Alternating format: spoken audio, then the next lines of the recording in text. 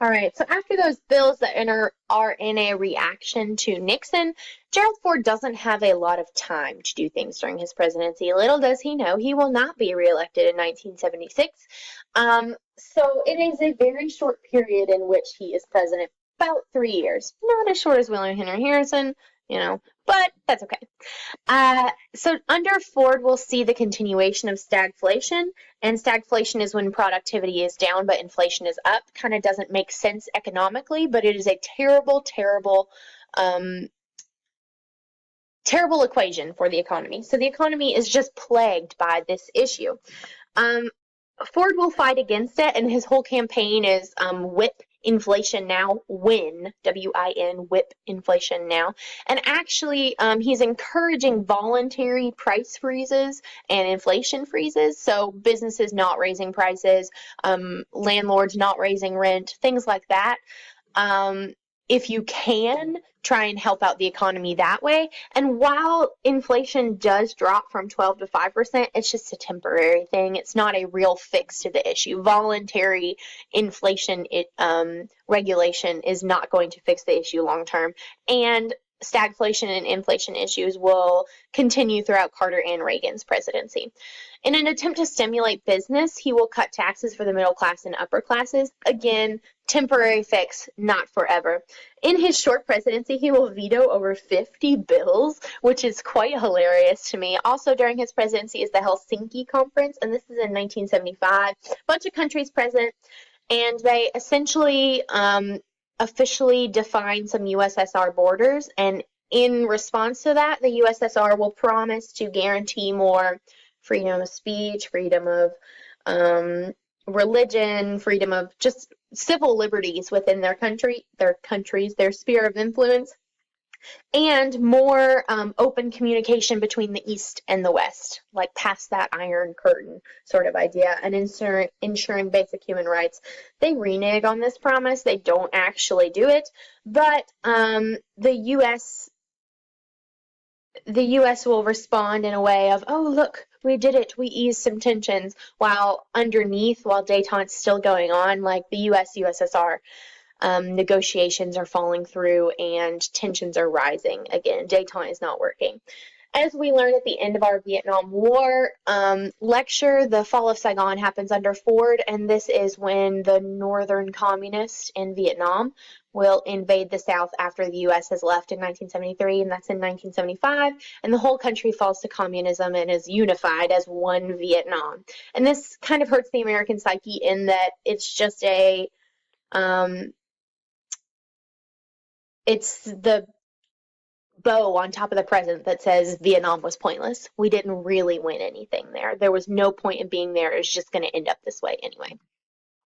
So flash forward in 1976, we have for the Republicans, Gerald Ford will run again. And against him is that the Soviets are still dominating Eastern Europe. The Helsinki Conference didn't really do much to ensure that those Soviet sphere of influence had those civil rights and civil liberties and basic human rights, essentially, to have a government that they actually believe in. And another knock against him is that on the first day of his presidency, he pardoned Nixon. And people are still mad about that Nixon was not punished as a criminal as they saw him. On the other end, for the Democrats, we have Jimmy Carter, peanut farmer. He's the former governor of Georgia. He was not really involved in Washington politics, not tainted by the politics of Washington, D.C. And thus he's seen as an outsider. He's known for his integrity and his Christian faith. He was a born-again Christian, a Baptist, and he promised, I'll never lie to you. And actually, as a Democrat, he's pretty conservative. What I love most about him is how much he loves his wife. Look it up. So there he is, in his winning smile and beautiful blue eyes. Love Jimmy Carter, peanut farmer. So domestically, let's talk about Carter's domestic policy. So sliding into the presidency hot, Jimmy Carter starts on his first day by granting amnesty to those that had dodged the draft, including those who had burned draft cards, given them back in the national draft return, or fled to Canada. So essentially this is him saying the Vietnam War is over. Let's put it behind us. You will not be fined. You will not be put in prison. You no longer have to hide for dodging the draft. So a very good thing that he does. He also sets up the Department of Education and the Department of Energy. So the Department of Energy was set up in light of the recent gas problem with the Arab oil embargo and OPEC rising the price of the barrel of oil up to about $12. And so even though he creates the Department of Energy and he tries to put taxing inefficient cars and fuel and inefficient factories more to make up for that oil crisis and issue of paying for oil, that doesn't all get passed through Congress. It's kind of a more liberal reform for such a conservative Democrat, and the fuel shortage continues like I talked about earlier. Also during this time period, the economy is just still plagued by stagflation. Carter will attempt and succeed an $18 billion tax cut. Again, just like Ford did to try and stimulate the economy, it's a temporary fix. It's a bandage on top of a big wound that won't be healed until the 1990s and a rather large economic boom.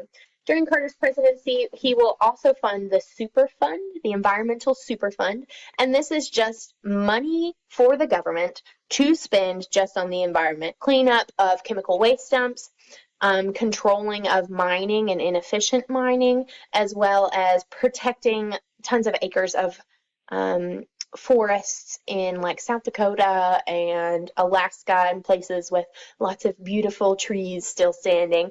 Also during this time period, Carter will start a peacetime draft, which is what you guys have to do, men, when you turn 18.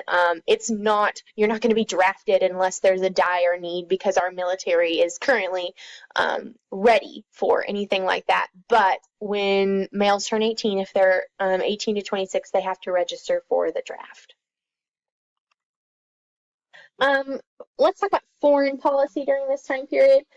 Carter wants to be a humanitarian. He's a good guy. He's a nice person who really cares deeply about those that are hurting, especially in the term third world countries. But he's not that great at it. He's criticized for how inconsistent he is when dealing with these issues, and also criticized for, well, why would you care to give foreign aid if you won't even help the people suffering from stagflation and economic issues in America? So that's the criticism against him. Foreign policy-wise, he will succeed in transferring ownership of the Panama Canal. Remember, we got the Panama Canal during that imperialism period of like 1890 into like the 1910s, 1920s. So this will allow for the Panama Canal to be transferred within a few years in 1999 and guaranteeing its neutrality. So even though it's not owned by America, America will still be allowed to come through it and ship their goods through it.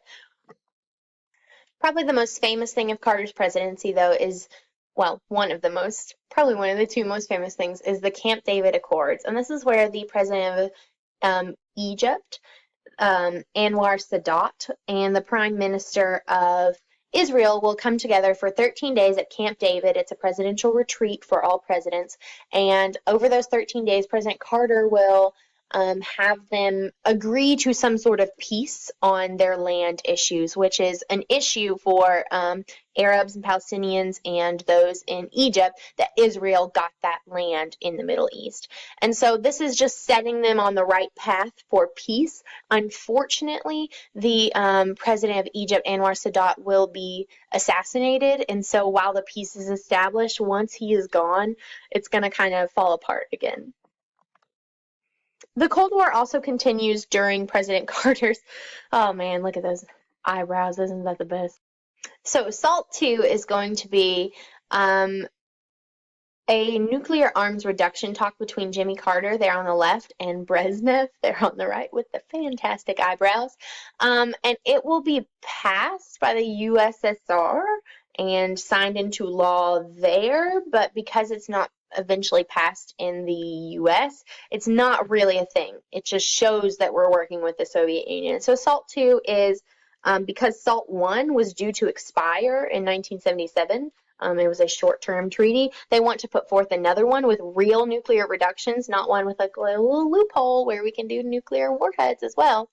But during this time, the USSR invades Afghanistan, and they invade Afghanistan while these talks were on the table in the Senate. And so the Senate's like, nope, we're not doing SALT II anymore. Look what they're doing, especially because we are interested in the oil in the Middle East, including in Afghanistan.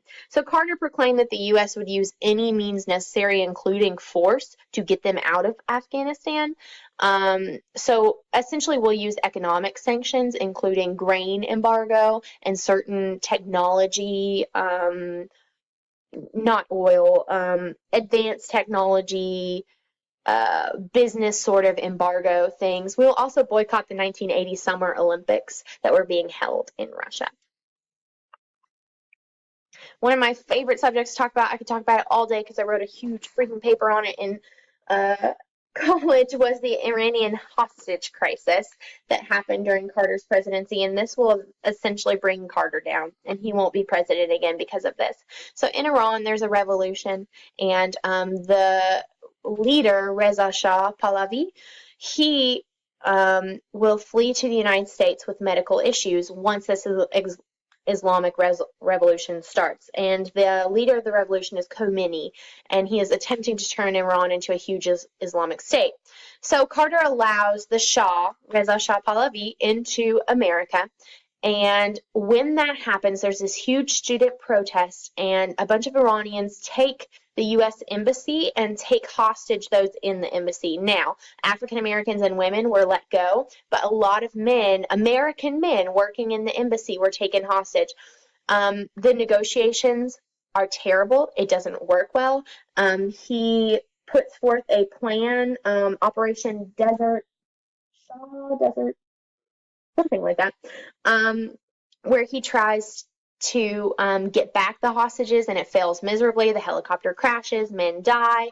Khomeini essentially says, don't try that again.